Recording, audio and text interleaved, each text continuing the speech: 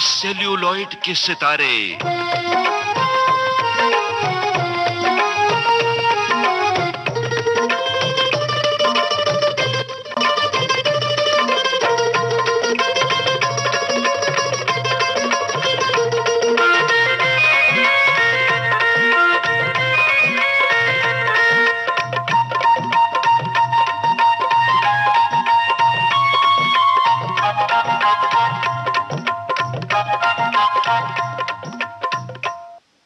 दोस्तों नमस्ते। सेल्यूलॉइड के सितारे कार्यक्रम में हम आज आपकी मुलाकात एक ऐसे मेहमान से करवा रहे हैं जिनका छोटा सा नाम है, साधारण सा व्यक्तित्व है, पर एक्टिंग की इन्होंने बहुत ही लाजवाब और निर्देशन किया बेहतरीन। तो आइए आपकी मुलाकात करवाते हैं एक्टर डायरेक्टर टीनू आनंद जी से। टीनू आनंद जी नमस्ते और स्वागत है आपका। नमस्ते नीता जी। टीनू आनंद जी, आपका बहुत ही एक लंबा सफर रहा है सेल्यूलॉइड पर। आपको लोगों ने एज एन एक्टर और डायरेक्टर दोनों ही देखा है, सराहा है। ये बताइए कि आपकी फिल्मों में निर्देशन की शुरुआत जहां तक मुझे याद है 1979 में हुई थी, दुनिया मेरी जेब में फिल्म के साथ। जी हाँ, दुनिया मेरी जेब में मेरे मेरे भाई प्रोड्यूसर थे, उनका नाम बिट्टू आनंद है। उनकी दोस्ती थी ऋषि कपूर के साथ और मैं अपना मिस्टर सत्यजीत रे के साथ बंगाल में एज एन असिस्टेंट कुछ 5 साल वहाँ पे रहा, डायरेक्शन सीख रहा था उनके नीचे। और जब मैं वापस आया बॉम्बे में तो एक टीम सी बन गई थी जिसमें मेरे भाई जो ऋषि कपूर के साथ जिनकी बहुत दोस्ती थी, तो ऋषि ने कहा तुम एक पिक्चर प्रोड्यूस करो, टीनू को कहते हैं डायरेक्ट करेगा और मैं एक्ट करूंगा। And he had already become a star. वो ऑलरेडी बॉबी रिलीज हो चुकी थी and that is the time जब दुनिया मेरी जेब में बनी। उसमें शशि कपूर साहब भी थे और कपूर के साथ में हमारा बहुत एक लंबा रिश्ता रहा है बिकॉज मेरे फादर जो थे इंदिराज आनंद, उन्होंने अपना करियर एज अ राइटर शुरू किया था with Prithviraj ji. That was he had written 2 plays, दो प्लेस लिखे थे उन्होंने पृथ्वी थिएटर्स के लिए। नाम था Deewar and Gadar. This is I am talking about the time when शायद मैं पैदा भी नहीं हुआ था। इट्स रफली अराउंड 46-47। इसी सिलसिले में हमने अपना करियर शुरू किया। तो आप हर एक की चाह होती है कि वो पर्दे पर नजर आए, तो आपने एक्टिंग पहले की थी या डायरेक्शन पहले किया था? एक्चुअली ये अगर मुर्गी से पूछेंगे कि अंडा पहले आया या चिकन, मेरा किस्सा कुछ ऐसा ही है। क्योंकि जब मैंने डिसाइड किया डायरेक्टर बनने का, उस वक्त मैं ऑलरेडी एक पिक्चर में एक्टर के हैसियत से काम कर रहा था। हाँ। और उस पिक्चर का नाम था सात हिंदुस्तानी। सात हिंदुस्तानी में कई इंपॉर्टेंट चीजें हुई थी। एक तो ये था कि जो पहले हीरोइन थी उनका नाम नीना सिंह था। नीना सिंह दिल्ली से आई हुई थी, मेरी दोस्त थी। तो जब अब्बास साहब उन्हें मिले तो उन्होंने पूछा कि भाई ये काम करेंगी पिक्चर में। मैंने उनसे पूछा, नीना सिंह ने हाँ कर दी। नीना सिंह लेसन्स के लिए आ रही थी, उर्दू लेसन्स के लिए अब्बास साहब के यहाँ। तो नीना सिंह ने देखा कि इनका बहुत वाइल्ड टेम्पर है अब्बास साहब का, और क्योंकि मेरी एक अच्छी रिलेशनशिप थी अब्बास साहब के साथ में, उसने कहा यार टीनू एक काम कर दो, एक लड़का है कलकत्ते में काम करता है, उसे फिल्म्स का बहुत शौक है, ये फोटोग्राफ है उसकी, ये अब्बास साहब को दिखा दो। जब ये फोटोग्राफ दिखाई तो ये एंट्री थी अमिताभ बच्चन जी की। ये फोटोग्राफ अमित की थी। विक्टोरिया मेमोरियल के पास में एक लंबा सा एक आदमी खड़ा हुआ है, बहुत पतला दुबला सा। वो फोटोग्राफ मैंने अब्बास साहब को दी। अब अब्बास साहब ने उन्हें बुलाया बॉम्बे, इंटरव्यू ली एंड अमिताभ बच्चन फिक्स हो गए सात हिंदुस्तानी में। शूटिंग पहला शेड्यूल हो गया, Neena Singh heroine. Second schedule जो चंद 3 महीने के बाद में होने वाला था, नीना सिंह दिल्ली चले गई और वापस नहीं आई। क्योंकि वो वापस नहीं आई, एक दिन रह गया था गोवा जाने के लिए, सेकंड शेड्यूल के लिए। अब्बास साहब मेरे घर में बैठे हुए थे और अब्बास साहब ने मुझे इतनी गालियां सुनाई कि तुम्हारी दोस्त अभी तक दिल्ली से नहीं आई है, बहुत ही इररिस्पॉन्सिबल लड़की है। उस दिन मैं एक और लड़की को लेके गया हुआ था अपने घर, वो थी जलाल की बहन शहनाज। तो मैंने कहा मैं क्या कर सकता हूँ अब्बास साहब, अगर वो नहीं आई है दिल्ली से। तो उन्होंने, उनकी नजर शहनाज पे पड़ी, तो उन्होंने कहा ये काम करेगी क्या? तो मैंने कहा जी पूछ लेते हैं, ये जलाल की बहन है। उस दिन रात को जलाल, मैं, सब लोग आगा साहब के पैरों पे पड़ गए कि आगा साहब प्लीज अपनी बेटी को अलाउ कर दीजिए, नहीं तो यहाँ पे इतना बड़ा क्राइसिस हो जाएगा, ये फिल्म बंद हो जाएगी। तो आगा साहब ने फाइनली 4 बजे सुबह अलाउ किया, और 7 बजे सुबह की ट्रेन में एक और नई हीरोइन गई जो शहनाज थी, शहनाज आगा, जो बाद में मेरी बीवी बनी है। उनका नाम है शहनाज आनंद। इंसिडेंटली जो रोल मैं कर रहा था वो पोएट का, हाँ। मैंने वो रोल छोड़ा क्योंकि मैं जा रहा था कैलकाटा डायरेक्टर बनने के लिए। तो अब्बास साहब जो डायरेक्टर थे 7 हिंदुस्तानी के, उन्होंने डिसाइड किया कि जो रोल मैं कर रहा था वो अमिताभ को दिया जाए। एंड वाकई में that was one of the very important roles. And सब जानते हैं जिन्होंने भी पिक्चर देखी कि अमिताभ जी ने बहुत खूब निभाया वो रोल, बहुत अच्छा किया था। हम तो मजाकिया एक खिलवाड़ के लिए एक्टर बने थे उस पिक्चर में। जब मैंने पिक्चर देखी तो मुझे वाकई में लगा कि वो एक सीन है जिसमें उनके पैर काट दिए जाते हैं और पोर्चुगीज सोल्जर्स उन्हें कहते हैं कि उन्हें फेंक दिया जाता है बॉर्डर पे, और कहा जाता है कि आप, तुम हिंदुस्तान रेंगते हुए जाओ। उनका एक डायलॉग था, हम हिंदुस्तानी रेंगते नहीं, अपने पैरों के पल चलते हैं। एंड दैट बड़ा मशहूर हुआ था। बहुत बहुत मशहूर हुआ था। आपको उस समय लगा था कि ये जो नौजवान अभिनेता है आगे चलकर मिलेनियम का स्टार बन जाएगा? जी हाँ, ये तो देखिए, जब मेरी एसोसिएशन हुई उनके साथ में, कोई पिक्चर उनकी रिलीज नहीं हुई थी और मैं कैलकाटा में था। अब वो स्ट्रगलर थे। उस वक्त मुझे किसी ने इंटरव्यू किया था कैलकाटा में, और उन्होंने कहा था कि if you make your film, पहली फिल्म जो आप बनाएंगे, उसमें उस पिक्चर में किसको एक्टर लेंगे। उस वक्त मैंने एक कहानी लिखी थी जिसका नाम था कालिया, एंड उस वक्त मैंने ये मेंशन किया था कि अगर मैंने ये कालिया फिल्म बनाई तो उसमें अमिताभ बच्चन को लूंगा मैं। एंड अमित जी की एक क्वालिटी है कि अगर वो कुछ पढ़ते हैं या सुनते हैं कि उनके बारे में किसी ने कुछ कहा है तो जल्दी कभी भूलते नहीं।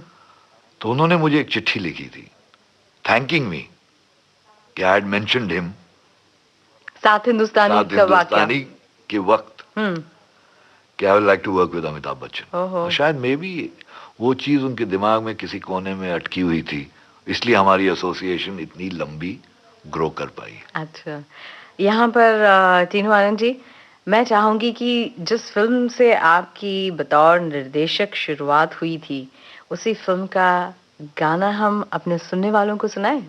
जी हाँ, जरूर। ये जरूर कहूंगा कि ये फिल्म का म्यूजिक राजेश रोशन ने दिया था। एंड जिस वक्त हमने साइन किया था इन्हें, हमने सिर्फ 2-3 गाने जूली के सुने थे। एंड हमें लगा था कि एक नया म्यूजिक डायरेक्टर डेफिनेटली पैदा हुआ है, एंड डेफिनेटली हमारी पहली फिल्म में हम चाहेंगे कि यही लड़का हमारी पिक्चर का म्यूजिक दे। तो हमने कांटेक्ट किया उन्हें, and before the release of Julie हमने राजेश रोशन को साइन कर लिया था फॉर दुनिया मेरी जेब में। और उसमें जो फेवरेट गाना है मेरा, वो है टाइटल गाना ठोकर पे है सारा जमाना। ठोकर पे है सारा जमाना, जो बन जाए मेरा निशाना, मुश्किल है उसका बच जाना, क्योंकि सारी की सारी ये दुनिया मेरी जेब में, क्योंकि सारी की सारी ये दुनिया मेरी जेब में। ठोकर पे है सारा जमाना, जो बन जाए मेरा निशाना, मुश्किल है उसका बच जाना, क्योंकि सारी की सारी ये दुनिया मेरी जेब में, क्योंकि सारी की सारी ये दुनिया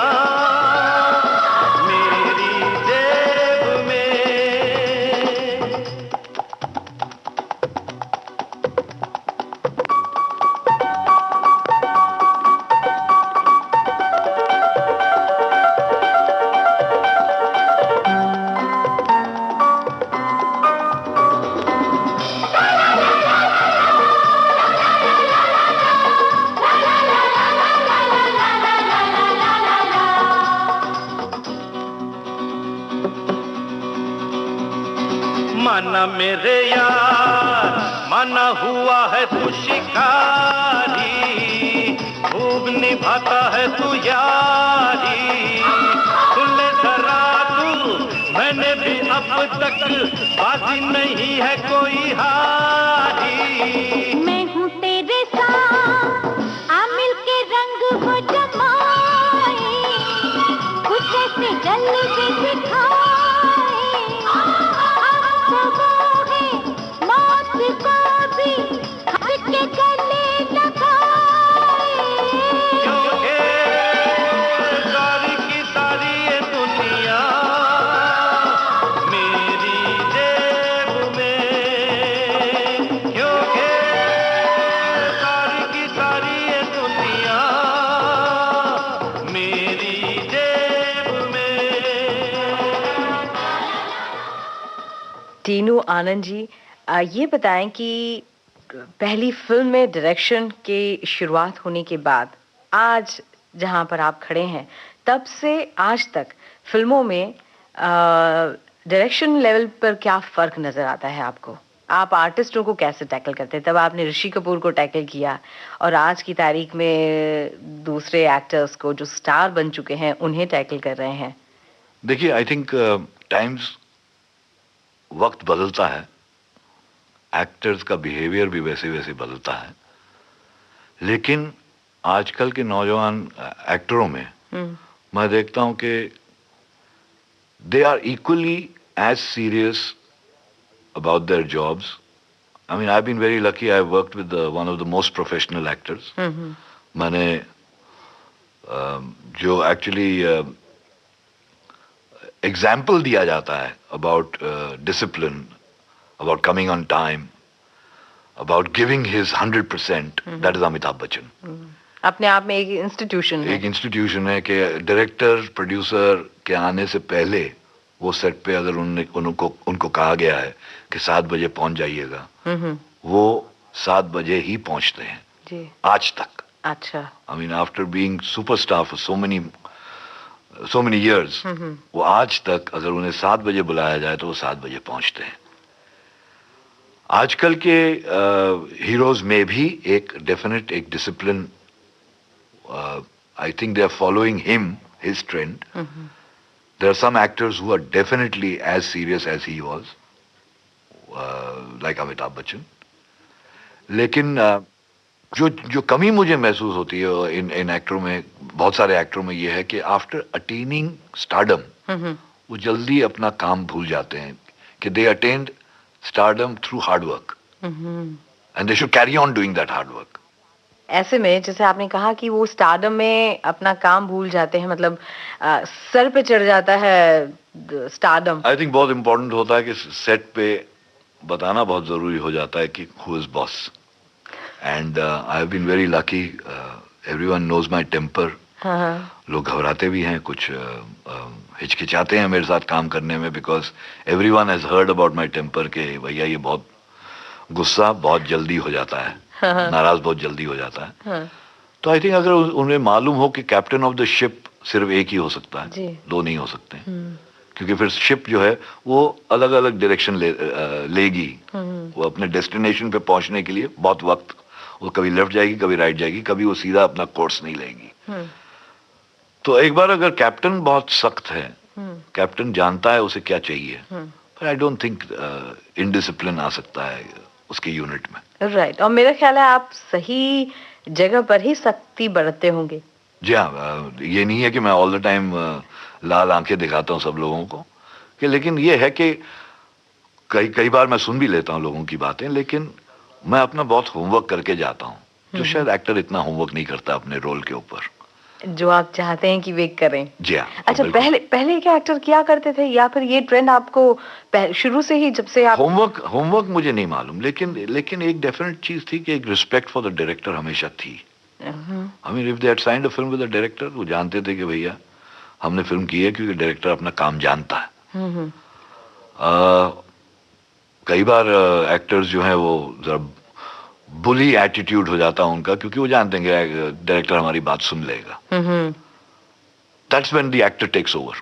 अच्छा I don't think that should happen. अच्छा, टीनू आनंद जी ये बताएं कि आपकी डायरेक्टर एक्टर की स्ट्रगल का आपने ये गैप आपने कैसे भरा, ये रास्ता आपने सफर आपने कैसे तय किया? एक्चुअली बात यह है कि जब मैं डायरेक्टर था तो बहुत कम लोग मुझे पहचानते थे. मैंने बहुत इंपॉर्टेंट फिल्में की थी. हाँ. कालिया कर चुका था अमिताभ जी के साथ में. जी शहंशाह भी कर रहा था. जी. लेकिन रास्ते पे जब मैं चलता था तो कोई पहचानता नहीं था कि वो टीनू आनंद जा रहा है. हर एक की चाह होती है कि लोग उसे पहचाने. जी हाँ, बिल्कुल. और एक्टर तो खास तौर हर आदमी चाहता है कि भैया, बिल्कुल, और स्पेशली जब वो एक एंटरटेनमेंट इंडस्ट्री के साथ जुड़ा हो, शोमनशिप. ग्लैमर में हो. शोमनशिप मतलब यही होता है कि अ, अपने आप को दिखाना, बिल्कुल. अपने आप को, लोग आपको पहचाने. हम्म.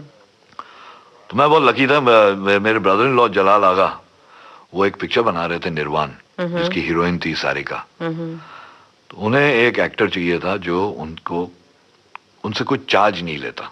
और क्योंकि वो मेरे बहनोई थे, नहीं, वो मेरे साले थे और मैं उनका बहनोई था. उन्होंने मुझे अप्रोच किया और कहा कि भैया मुझे फ्री में काम करना पड़ेगा, नहीं तो मैं अपनी बहन वापस ले लूंगा. अरे बाप.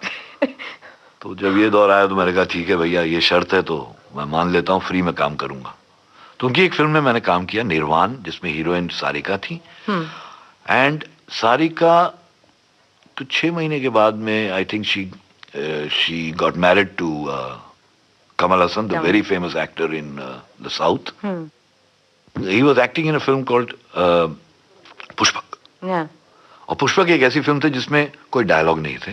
और इन्होंने ऑलरेडी अमरीश जी से बात की हुई थी to play the villain. Amrish ji उनको डेट नहीं दे पाए थे. अमरीश जी बहुत बिजी थे.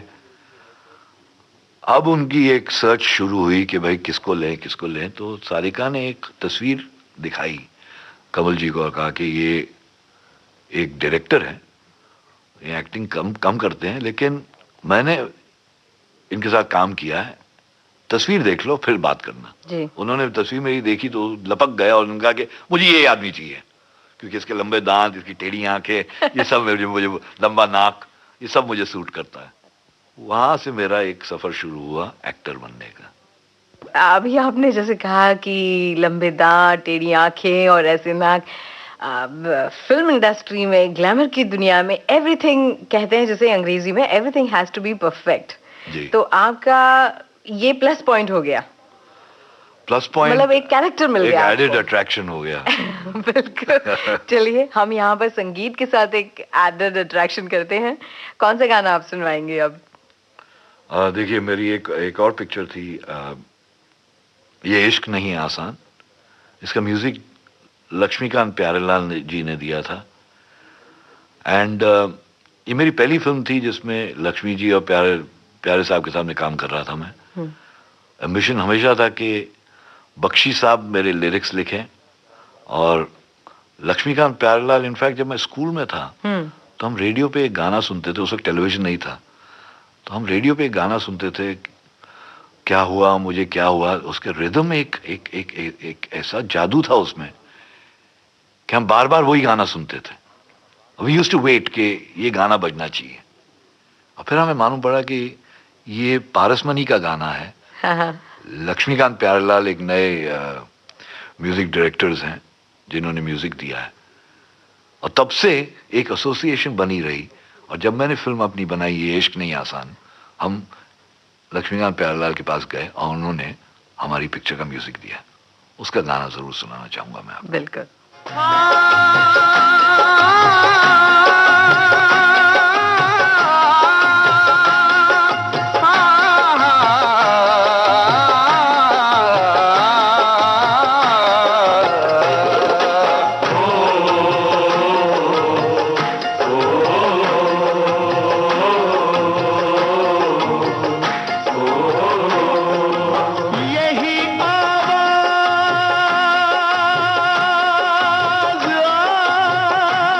आती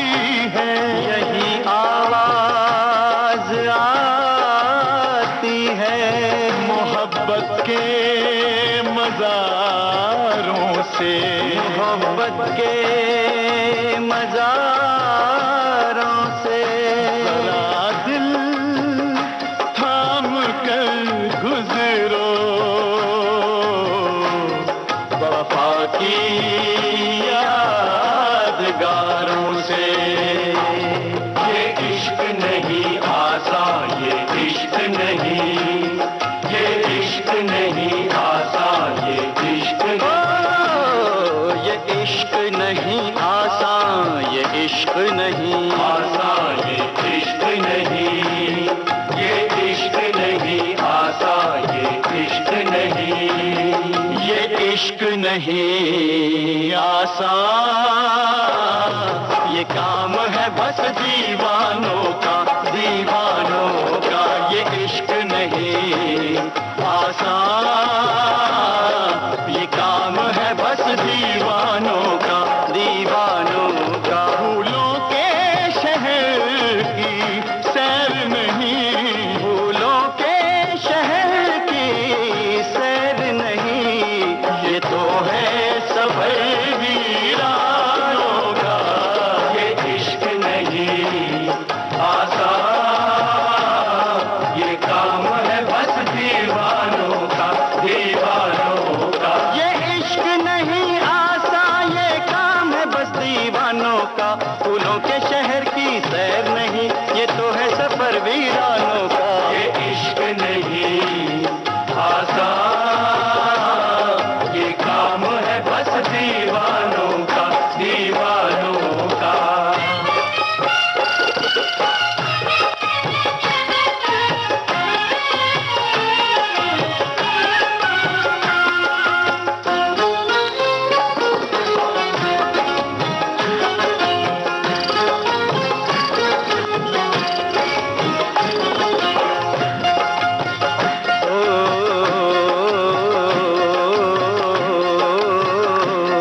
क्यों लोग मोहब्बत करते हैं, क्यों लोग मोहब्बत करते हैं, क्यों लोग मोहब्बत करते हैं, क्यों लोग मोहब्बत करते हैं। क्यों इश्क में आशिक मरते हैं, क्यों इश्क में आशिक मरते हैं। क्यों लोग मोहब्बत करते हैं, क्यों इश्क में आशिक मरते हैं। बस इसका सबब कुछ और नहीं, इस दिल पे किसी का जोर नहीं। बस इसका सबब कुछ और नहीं, इस दिल पे किसी का जोर नहीं।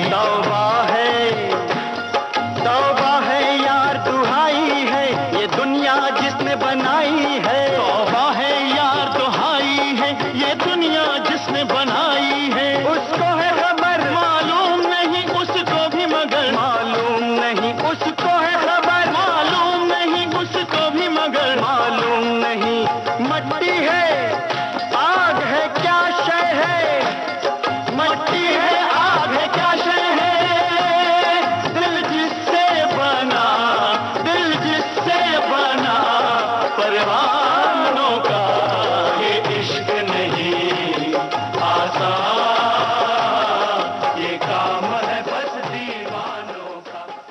आपको जरूर पसंद आया होगा ये गाना। बिल्कुल, बहुत ही अच्छा था। ये इश्क नहीं आसान, इतना ही समझ लीजिए, एक आग का दरिया है और डूब के जाना है। क्या बात है, क्या बात है। और फिल्म इंडस्ट्री में हर कदम पर आग का दरिया ही नजर आता है। नहीं, मुझे सिर्फ इश्क नजर आता है, आपको आग का दरिया नजर आता है। मेरा कहने का मतलब था कि स्ट्रगल ही स्ट्रगल है जी। हर कदम पर। मैं आपसे ये जानना चाहूंगी, अभी थोड़ी देर पहले गाने सुनाने से पहले आपने कमाल हसन जी का जिक्र किया था, पुष्पक फिल्म का जिक्र किया था, जिसमें आपने कहा डायलॉग्स नहीं थे, हाव भाव से आपको कहना था। ये तो मैं जानना चाहूंगी कि आपने ये कैसे किया, लेकिन उससे पहले आपका एसोसिएशन दक्षिण फिल्मों से भी रहा है। जैसे वेलु नायकन में आपने काम किया, तो आपने भाषा का कैसे आपने एडजस्ट किया? आपने सीखी वहाँ की भाषा या कैसे किया था? नहीं, लकीली जैसे आपने कहा कि भाषा कैसे सीखी, पुष्पक जो मेरी पहली फिल्म थी साउथ में, जी। उसमें कोई भाषा थी नहीं, क्योंकि ये साइलेंट फिल्म थी, कोई लैंग्वेज ही नहीं थी। लेकिन तब भी लोग मेरे से पूछते थे, जब मैं कहता था कि I am working in south Indian film, एक साउथ में एक पिक्चर बन रही है जिसमें साउंड नहीं, आई मीन डायलॉग नहीं है, तो तब भी पूछते थे ये कौन सी लैंग्वेज में बन रही है। एक एसोसिएशन विद फिल्म ये होता है कि इट्स ऑडियो विजुअल, ऑडियो भी होता है, विजुअल भी होता है। लेकिन ये पहली बार ये हुआ कि we are going back in the 90s, you are going back to the age when there was no sound. तो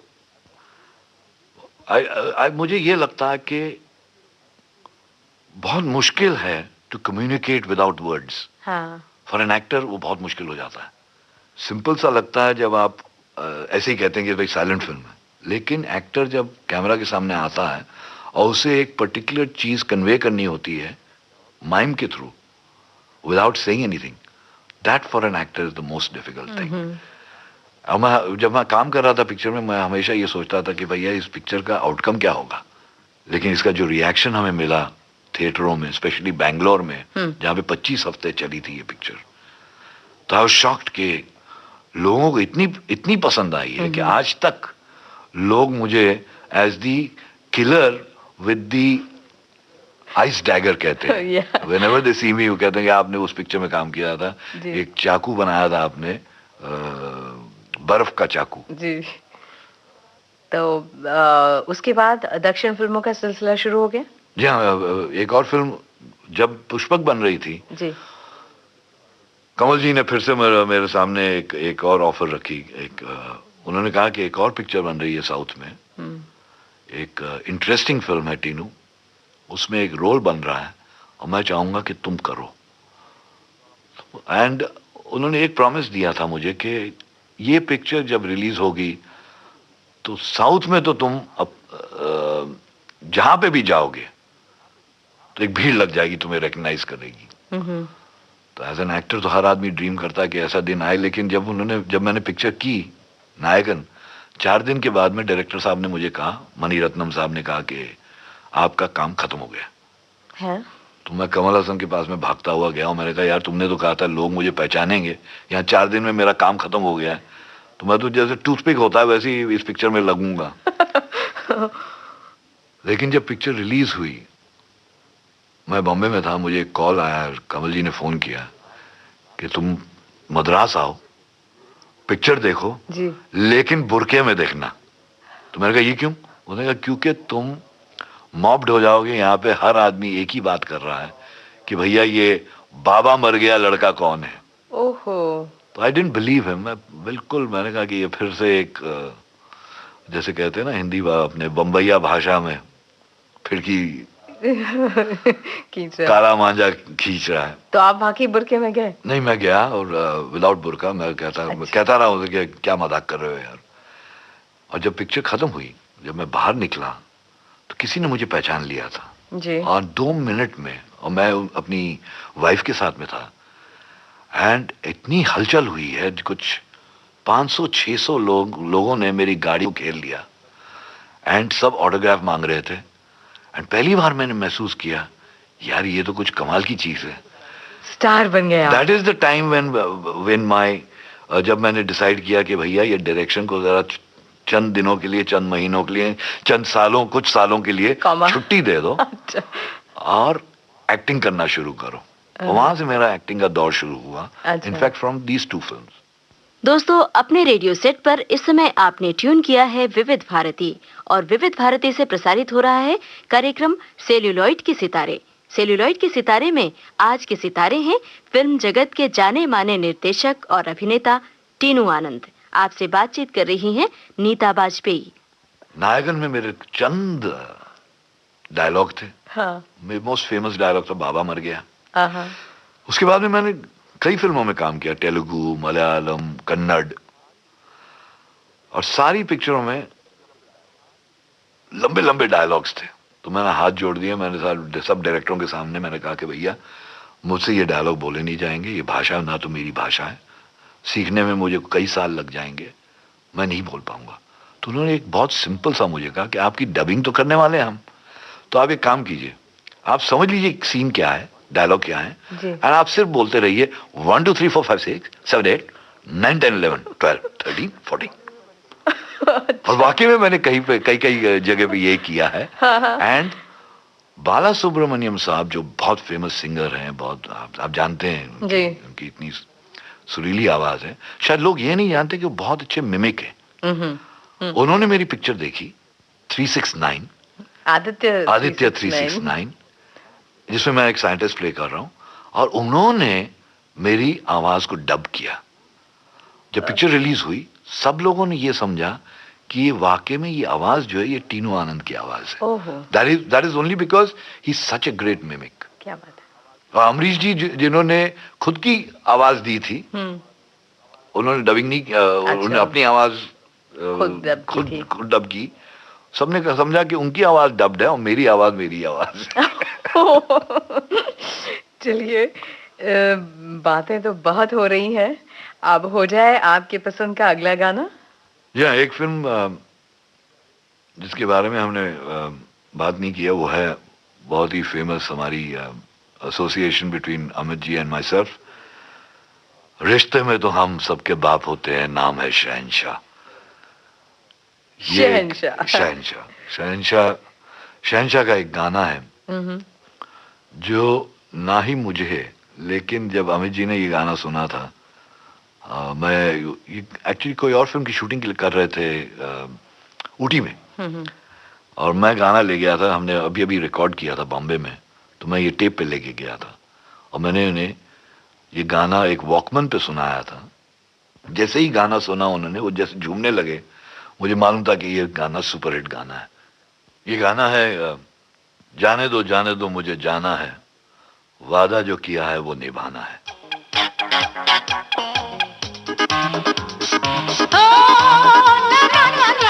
जाने दो मुझे जाना है, हर वादा जो किया है वो निभाना है। आज किसी से मुलाकात है मेरी। कौन है वो, बोलो कौन है वो, बोलो बोलो कौन है वो। मेरी जान है वो, जाने दो मुझे जाना है, हर वादा जो किया है वो निभाना है। आज किसी से मुलाकात है मेरी। कौन है वो,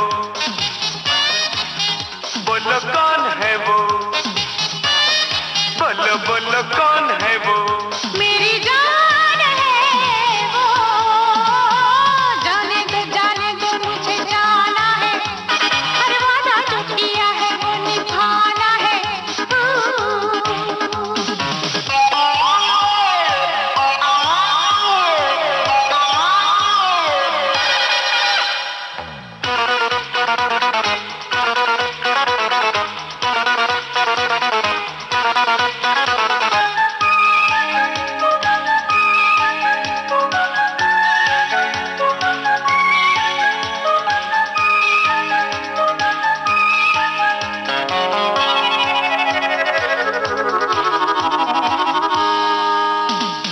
बाग में वो मेरा इंतजार करेगा, खत उसका आया है, मुझे उसने बुलाया है। मेरे सिवा किसी का तू नाम नहीं लेना, ऐसी बेवफाई से तू काम नहीं लेना। तू उससे चाहे मुझे हैरानगी है। मैं तुझे चाहूं तेरी दीवानगी है। जाने दो मुझे जाना है, हर वादा जो किया है वो निभाना है। आज किसी से मुलाकात है मेरी। कौन है वो, फिल्म इंडस्ट्री में जो कोई आता है, सपना लिए आता है कि शुरुआत में या फिर उसके कहीं ना कहीं जिस मुकाम पर वो होता है, उसकी ये चाह रहती है कि वो बिग बी के साथ जरूर यदा कदा काम करे। और आपका तो उनके साथ रहा है, साथ हिंदुस्तानी फिल्म के, फिर उसके बाद आपने कालिया, शहंशाह, मैं आजाद हूँ और हाल फिलहाल की फिल्म मेजर साहब। आपकी क्या एक्सपीरियंसेस और कुछ ऐसी बातें जो आपने कभी नहीं बताई हो, हमारे विविध भारती के सुनने वालों को जरूर बताएं। और मैं जैसे आपने कहा कि हर आदमी की इच्छा होती है जब वो फिल्मों में है कि वो बिग बी के साथ में काम करें। I have been very fortunate, मैं बहुत लकी रहा हूँ कि मैंने एक नहीं, दो नहीं, तीन नहीं, 4 फिल्में की हैं उनके साथ में, और इंटेंशन ये है कि और भी काम करूँगा। कई स्क्रिप्ट्स हैं मेरे पास में जो मैंने लिखी हैं, जो रखी हुई हैं, कि जब मौका मिलेगा हम फिर से काम करेंगे। क्योंकि देखिए, एक डेफिनेट चीज होती है कि व्हेन यू, आपको बहुत सेटिस्फैक्शन मिलता है to work with the best, and वो बेस्ट, क्योंकि आपको अपनी तरफ से ज्यादा काम नहीं करना पड़ता है, बिकॉज जब एक एक्टर अमिताभ बच्चन के साथ में आप काम कर रहे हैं तो आपको मालूम है कि he is going to give his best. ज्यादा समझाने की जरूरत नहीं पड़ती। समझाने की जरूरत नहीं पड़ती है, काम करने की जरूरत नहीं पड़ती है। आई मीन आपने एक सीन समझा दिया, वो एक्टर ऐसे हैं जो इमीडिएटली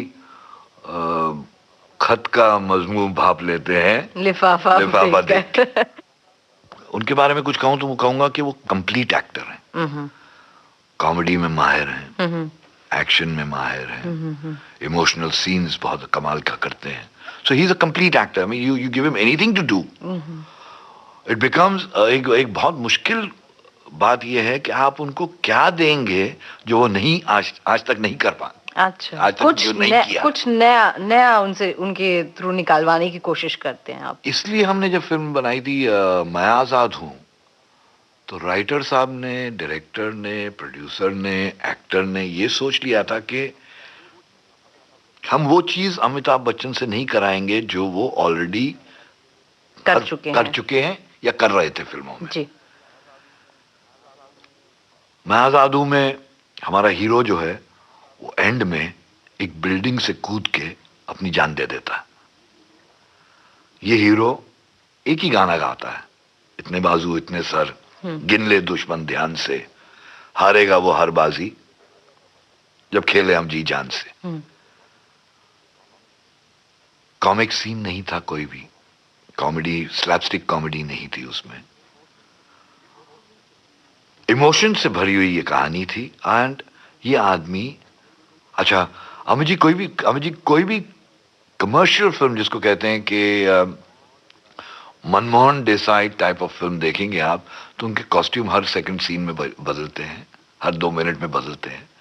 इस फिल्म में उन्होंने थ्रू आउट द फिल्म एक ही कॉस्ट्यूम पहना हुआ था, क्योंकि the man can not afford to, उनके पास वो सेकंड जोड़ा नहीं पहन सकते हैं, क्योंकि उनके पास पैसे नहीं है, खाने के लिए पैसे नहीं है। और मैं आजाद हूं में एक सीन जो कमाल का है, वो है जब वो 3 दिन से भूखे हैं, रास्ते पे चले जा रहे हैं, रास्ते पे रुक जाते हैं, क्योंकि वो देखते हैं कि एक सेब जो है, एप्पल, रास्ते पे गिरा हुआ है, आधा खाया हुआ, सड़ा हुआ, और वो किस डिग्निटी से उसे देखते हैं और दिखाना नहीं चाहते हैं कि मैं एक गिरी हुई चीज को उठा रहा हूं खाने के लिए। That is I think the most remarkable piece in that film. जी, काफी अरसे बाद आपने अमिताभ जी के साथ 98 में मेजर साहब की कुछ ज्यादा खास प्रचलित नहीं हुई थी, मतलब खास चली नहीं थी। इसका क्या वजह हो सकती है? आर्टिस्ट तो आपने बहुत ही बेहतरीन दिया था, ये कहानी की वजह से कभी कभी फिल्म की सफलता या असफलता निर्भर करती है, या कोई और कारण होता है? हमने बहुत, आपने बिल्कुल सही कहा कि ये फिल्म कुछ ज्यादा लोगों को पसंद नहीं आई। हमने बहुत एनालाइज किया इसे जब पिक्चर रिलीज हो गई थी। हमें ये लगा कि हमने एक मिस्टेक, हमसे गलती क्या हुई है कि हमने अजय और सोनाली की जो कहानी थी, लवर्स की कहानी में बहुत ज्यादा ध्यान दिया हुआ था। एंड ये जो कैडेट एंड उनके जो ट्रेनर हैं, आई मीन कमांडेंट जो है आदमी जो आर्मी की ट्रेनिंग दे रहा है अजय को, उनके बीच में जो क्लैश था, which could have been the major part, जो बहुत इंटरेस्टिंग पार्ट हो सकता था, वो हमने कुछ कम इग्नोर कर दिया था। देखिए मेजर साहब में मेजर फ्लॉ जो था, जो हमने रिलीज के बाद में एनालाइज किया कि भैया लोगों को ये पिक्चर इतनी पसंद क्यों नहीं आई, तो हमें लोगों के फीडबैक से ये मालूम पड़ा कि वो अमिताभ बच्चन को ज्यादा देखना चाहते थे। अमिताभ बच्चन और अजय देवगन का जो क्लैश है वो ज्यादा देखना चाहते थे, बतौर ये कि अजय और उसकी रोमांटिक कहानी जो थी वो ज्यादा उनको नहीं भाई। अच्छा, तो शायद ऑब्वियसली ऑडियंस इज अल्टीमेटली तो ऑडियंस है जो डिसाइड करेगी आपकी पिक्चर अच्छी है या नहीं है। लेकिन इस फिल्म का गाना बहुत अच्छा था, जो मुझे यकीन है आप हमारे सुनने वालों को जरूर सुनाना चाहेंगे। मेजर साहब में एक मेजर गाना जो सुपर हिट हुआ है वो है सोना सोना। मेरे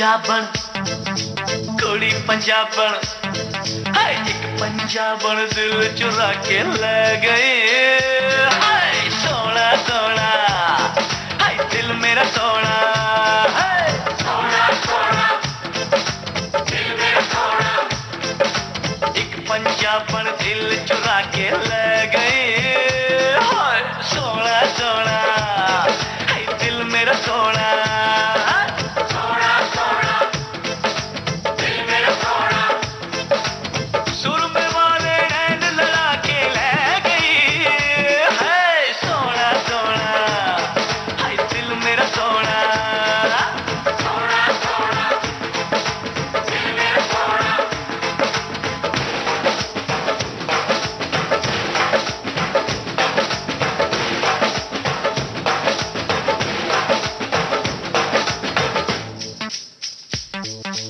एक पंजाबन कुड़ी पंजाबन कुड़ी पटाखा दिल चुरा के ले गई हाय सोना सोना हे दिल मेरा सोना सोना सोना दिल मेरा सोना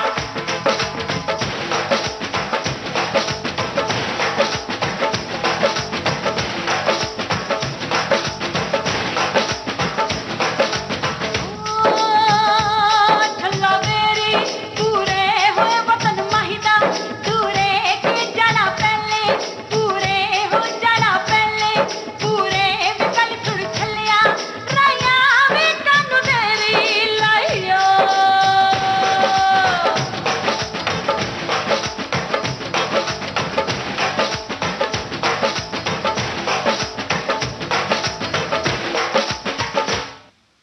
गोरा गोरा रंग है तेरा जो लस्सी पंजाबी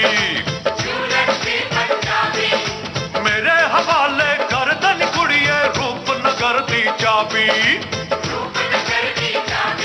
ये रूप अनोखा खुशबूदा चौका तेरे नकदा गोका मैं हो गया ओखा सुर्ख चूड़ियों को खनका के ले गई होए सोना सोना और दिल मेरा सोना सोना सोना दिल मेरा सोना एक पंजाबन कुड़ी पंजाबन कुड़ी पटाखा दिल चुरा के ले गई हाय सोना सोना और दिल मेरा सोना सोना सोना दिल मेरा सोना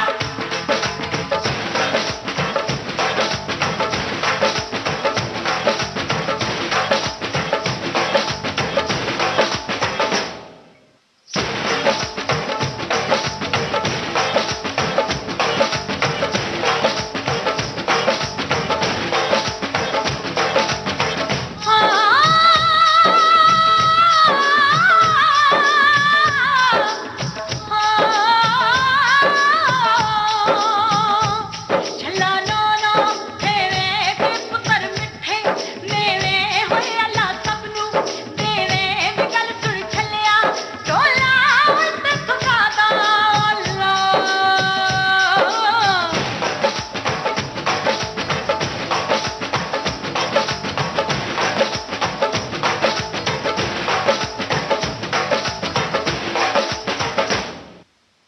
दो गल्ला कर ले बलिए कुछ खट्टी कुछ मीठी देख के तेरी चाल ढीली बच गई मेरी सीटी तेरा नशा निराला वो तूने क्या कर डाला ये इश्क दा प्याला मैं पीने वाला होठों की मस्ती छलका के ले गई हाय सोना सोना दिल मेरा सोना सोना सोना दिल मेरा सोना टीनू आनंद जी, आप खुद एक डायरेक्टर हैं और ऐसे में एक बहुत ही बेहतरीन डायरेक्टर राजकुमार संतोषी जी के साथ आपने दामिनी, चाइना गेट और फिर हाल की लज्जा में आपने काम किया। तो एक डायरेक्टर को दूसरे डायरेक्टर के साथ काम करने में उसके अंदर का डायरेक्टर बाहर नहीं निकलता है। ये अक्सर मुझसे पूछा गया है, लेकिन मैं हमेशा सोचता हूं कि राज कपूर साहब जैसे डायरेक्टर जब दूसरों के साथ में एक्टिंग करते थे तो हमेशा घर में अपनी डायरेक्शन लॉक करके जाते थे ताले में। वो कहते थे कि भैया मैं जब एक्टर हूं और कोई और डायरेक्टर मुझे डायरेक्ट कर रहा है तो मैं उन्हें अपना सजेशन क्यों दूं, क्योंकि मुझे पैसे तो सिर्फ एक्टर के लिए मिल रहे हैं, एक्टिंग के लिए मिल रहे हैं, डायरेक्शन की नहीं। मैंने भी हमेशा यही सोचा कि जब आप किसी और के साथ में काम कर रहे हैं तो आपने उन्हें कैप्टन मान लिया है, तो चाहे वो सही कर रहे हैं या गलत, आप अपना काम कीजिए, अपना काम खत्म करके घर जाइए और सो जाइए। तो इसलिए मैंने कभी किसी डायरेक्टर के काम में दखल अंदाजी नहीं की है। हाँ, उस डायरेक्टर के साथ जरूर सजेशन दिए हैं जो अपने आप में बहुत कॉन्फिडेंट हो, जो अपना काम जानता है एंड वो थ्रेटन नहीं होता है आपके सजेशन से। उसे शर्म नहीं आती है लोगों के सामने आपने अगर उसे सजेशन दे दी और उसने मान ली। राजकुमार संतोषी एक ऐसे डायरेक्टर हैं जिनके साथ में मैंने काम किया और हमेशा उन्होंने 100 लोग, 150 लोग, 200 लोगों के सामने पूछा कि टीनू आपको कुछ ऐड करना है इसमें। वहां पे मैंने जरूर अपने सजेशंस दिए एंड 9 आउट ऑफ 10 उन्होंने मेरे सजेशन सुने, ऐसा कुछ एंड एग्जीक्यूट किए। ऐसा कुछ इम्पोर्टेंट सीन या ऐसा कुछ रहा है याद जो आपको आ रहा है कि मुझे याद है कि पैकअप हो चुका था मेरा। उन्होंने कहा था कि तुम पैकअप, तुम्हारा काम खत्म हो गया आज के लिए, लेकिन मेरी रिक्वेस्ट ये है कि तुम रुक जाओ, एक लास्ट शॉट है मेरा, फिर साथ में चलते हैं। तो मैं रुका रहा और वो सीन था बिटवीन अमरीश जी, के रैना एंड सनी देओल। और वो सीन जब मैंने देखा बाहर से तो मुझे लगा कि यहाँ पे अगर एक क्लोजअप ले लें, 2 शॉट्स और हो जाए। उन्होंने एक शॉट में पूरा सीन कंप्लीट कर लिया था। तो मैंने राज के कानों में जाके कहा कि राज, मुझे लगा कि अगर तुम एक क्लोजअप, 2 क्लोजअप्स और ले लोगे तो तुम्हें एक पंक्चुएशन के लिए, म्यूजिक पंक्चुएशन के लिए जगह मिल जाएगी। तो पंक्चुएशन ये कि एक सीन को लिफ्ट करने के लिए एक म्यूजिक का एक जब एंट्री होती है वो एक कंप्लीट शॉट में नहीं मिलता उसे, अगर वो क्लोजअप डालते तभी जाके वो पंक्चुएशन होता। पैकअप हो चुका था, वो सीन कंप्लीट हो चुका था, लेकिन जाते हुए उन्होंने अपने असिस्टेंट को बुलाया और कहा कि कल अमरीश जी को रिक्वेस्ट करो सुबह सुबह आ जाएं, अमरीश जी को कहना कि मैं एक और शॉट लेना चाहता हूं। अच्छा। तो नेक्स्ट डे अर्ली मॉर्निंग जब ये फिर से शूट किया गया तो अमरीश जी ने कहा कि राज, मुझे भी लगा था लेकिन मैं चुप रहा। तो लेकिन राज ने एक चीज कही जो मुझे एक्चुअली, मैं चकाचौंध हो गया था, क्योंकि उन्होंने कहा कि ये मेरा सजेशन नहीं है अमरीश जी, ये टीनू आनंद की तरफ से आया और मुझे भी लगा बाद में, इसलिए हमने आपको जल्दी बुला लिया था टू रीशूट दिस। तो जिस डायरेक्टर में कॉन्फिडेंस हो कि लोगों के सामने एडमिट कर पाए कि ये सजेशन किसी और ने दिया है, ये एक बहुत बड़ी क्वालिटी है डायरेक्टर में। शायद मुझ में नहीं हो, शायद अगर if I am faced with a similar situation तो मैं शायद नहीं कर पाऊंगा, लेकिन राज में ये क्वालिटी है। अच्छा। That is why he is such a great director. सही कहा आपने। आपने एक और प्रोफेशनिस्ट डायरेक्टर मणिरत्नम जी के साथ काम किया था और बहुत ही संवेदनशील फिल्म थी बॉम्बे, उसकी क्या यादें हैं? मैंने एक फिल्म में नहीं काम किया उनके साथ में। इनफैक्ट जैसे मैंने कहा आपको कि मेरा करियर शुरू हुआ है 2 फिल्मों से। एक है डेफिनेटली निर्वाण, जिसे मैं पूरा क्रेडिट दूंगा। अनफॉर्चुनेटली वो पिक्चर कभी रिलीज नहीं हुई, जो जिसमें सारिका ने मेरा नाम रेकमेंड किया कमल जी को, जिसमें मैं पुष्पक में काम किया और फिर नायकन में काम किया। नायकन मणिरत्नम जी की थी। उसमें पहले दिन जब मैं गया तो मणिरत्नम ने कभी मुझे देखा नहीं था नायकन में। अच्छा। ये सिर्फ कमल हसन के कहने पे उन्होंने मुझे मद्रास इनवाइट किया। सुबह शूटिंग थी, सीधा मैं सेट पे गया। मुझे मालूम नहीं था मैं क्या करने वाला हूं इस फिल्म में। मणिरत्नम ने मुझे समझाया क्या रोल है मेरा और कहा कि ये कॉस्ट्यूम है तुम्हारा, ये कॉस्ट्यूम पहन के आ जाओ। मैंने कॉस्ट्यूम पहन लिया, कैमरा के सामने खड़ा हो गया, मुझे लाइनें दी गई, एक लाइन थी, बाबा मर गया। लेकिन 45 मिनट तक मैं खड़ा रहा कैमरा के सामने और मैंने देखा कि तमिल में डायरेक्टर साहब मनी रत्नम और श्रीनिवास कैमरामैन आपस में कुछ बातचीत कर रहे आपस में बातें कर रहे हैं हैं जो आपको समझ में नहीं आ रही। मुझे समझ में नहीं आ रही और लगा मुझे कि भैया ये तुम्हारा पैकअप है, Mani Ratnam does not like you as an actor. तो मैं गया मनी साहब के सामने, मैंने कहा कि भैया क्या बात है? तो उन्होंने कहा कि टीनू आपने कपड़े तो पहन लिए हैं, कैमरा के सामने खड़े हो गए हैं, डायलॉग भी ठीक बोल रहे हैं, लेकिन समा वो कैरेक्टर नहीं बन रहा है जो मेरे दिमाग में है। तो मैंने कहा आप घबराइए मत, मैं वापस बॉम्बे चले जाता हूँ। तो उन्होंने कहा नहीं ये बात नहीं है टीनू, बट ये क्यों हो रहा है? मैंने अपने मेकअप मैन को कहा कि जरा शीशा देना भाई, अपने आप को देखा और सडनली मैंने रियलाइज किया, अच्छा मैंने रियलाइज किया, ये डायरेक्टर साहब ने नहीं रियलाइज किया था। This is another.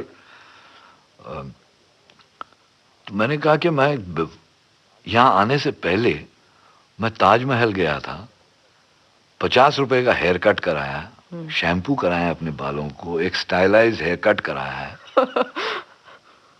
और ये कैरेक्टर है आधा, ये है तो फुल ग्रोन आदमी लेकिन इसका दिमाग जो है ये एक बच्चे का दिमाग है। तो ये ताजमहल में जाके अपने बाल थोड़ी ना कटाएगा। तो मैंने मनी से सजेशन किया कि अगर मैं अपने बालों को एक वाइल्ड हेयर कट दे दूं तो कैसे लगेगा? तो मनी ने कहा तुम करोगे, क्योंकि भाई बालों का सवाल है।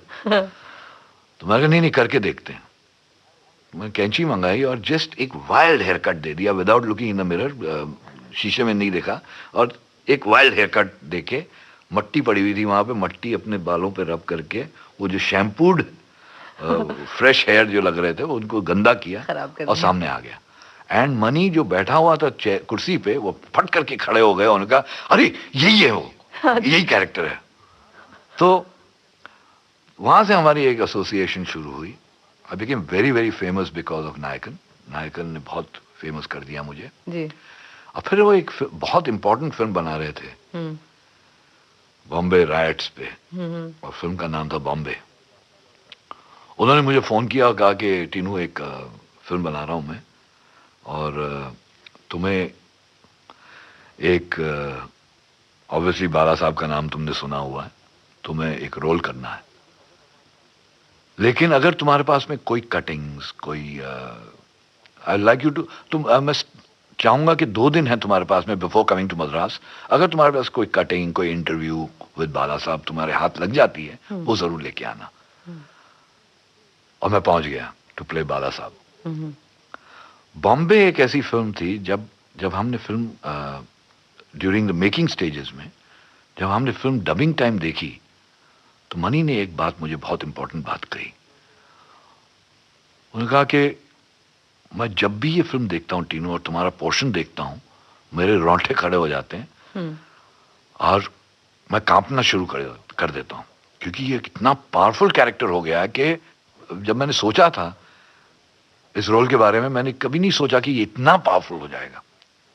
लेकिन अनफॉर्चुनेटली मैं ये कहना चाहूंगा, मैं एडमिट करना चाहूंगा कि मेरा रोल बिल्कुल काट दिया गया था before the release of the film. Ultimately जो आपने देखा है बॉम्बे में, वो कुछ नहीं देखा। अच्छा। आई विश उसके पोर्शंस हमारे हाथ में रहते, ताकि हम एटलीस्ट मैं अपने बच्चों को दिखा पाता कि भैया ये एक फिल्म थी which I was very proud of. सही। हम ये जानना चाहेंगे, हमारे सुनने वाले जानना चाहेंगे कि आपके परिवार में क्या आपके बच्चे लोगों ने भी फिल्म इंडस्ट्री में आने का प्रण लिया है आपको देखकर, या वो क्या कर रहे हैं? देखिए, मेरे फादर जो थे वो कभी नहीं चाहते थे कि मैं फिल्म इंडस्ट्री ज्वाइन करूं। उन्होंने मुझे बहुत दूर रखा फिल्मों से। उन्होंने मुझे एक बोर्डिंग स्कूल में भेज दिया, अजमेर, राजस्थान, डेजर्ट में। अरे रे। जहाँ पे फिल्म तो देख ही नहीं पाते थे, क्योंकि वो शहर से बहुत दूर था और आपको परमिशन नहीं मिलती थी बाहर शहर जाने की। जी। दीवारें होती थी कुछ 12-12 फुट की दीवारें। तब भी हमने मुझे याद है कि मैंने दीवार फांद कर एक पिक्चर जाके देखी थी, गंगा जमुना, चोरी छुपे। चोरी छुपे। और मैं पकड़ा गया था। अच्छा। क्योंकि जब शो खत्म हुआ तो उस वक्त एग्जिट एक ही होता था, और जब मैं बाहर निकल रहा था तो हमारा मैथ्स के जो प्रोफेसर थे वो वहाँ बाहर खड़े हुए थे अपनी फैमिली के साथ में। उन्होंने आपको पकड़ लिया। उन्होंने पकड़ा, पूछा अच्छा तो कैसी फिल्म है, तो मैंने कहा जी बहुत अच्छी। और क्योंकि मैं पकड़ा गया था, मुझे प्रिंसिपल ने बुलाया और मुझे सोटी के साथ में, जो लंबी सी एक केन जिसको कहते हैं, मुझे 6 मेरे बैक साइड पे उन्होंने केनिंग की थी। ओहो। 2 दिन तक मैं अपने बैक साइड पे बैठ नहीं पाया था बिकॉज ऑफ द केनिंग। तो वो शौक कभी गया नहीं है। लेकिन मैंने अपने बच्चों को, मेरी 2 बेटियां हैं, बड़ी है ईशा, छोटी है दीक्षा, उन्हें कभी नहीं रोका है। अगर वो फिल्में ज्वाइन करना चाहते थी तो मैंने कहा जरूर करो। तो मेरी एल्डर बेटी जो है ईशा, उसने 2-3 फॉरेन फिल्म्स में असिस्ट किया है। लद्दाख में 5 महीने रह के आई है। आई थिंक उनके पिताजी जो मैं हूँ वो एक दिन भी नहीं रह पाएंगे लद्दाख में लेह में, लेकिन वो 5 महीने रही है वहां पे फॉरेन यूनिट के साथ में असिस्टेंट के तौर पर। छोटी बेटी है, she is interested in designing, कपड़े डिजाइन करती है। वो एक फिल्म में कपड़े डिजाइन कर रही थी जिसका नाम है साथिया। तो उनका जो मन में आता है वो करती है। टीनू आनंद जी, आप यहाँ पर विविध भारती के स्टूडियोज आए, सेल्यूलॉइड सितारे कार्यक्रम में आपने हमारे श्रोताओं के साथ इतनी अच्छी अच्छी बातें की। आपका तहे दिल से हम शुक्रिया अदा करना चाहते हैं। देखिए, शुक्रिया तो मैं भी आपको कहना चाहूंगा क्योंकि मुझे बहुत मजा आया आप लोगों से बात करने का। सेल्यूलॉइड के सितारे इस कार्यक्रम में अभी आप सुन रहे थे फिल्म जगत के जाने माने निर्देशक और अभिनेता टीनू आनंद से नीता बाजपेयी की बातचीत। आपको बता दें, इस कार्यक्रम को तैयार करने में सहयोग दिया उषा मेहता ने और विविध भारती की ओर से इसे प्रस्तुत किया शकुंतला पंडित ने।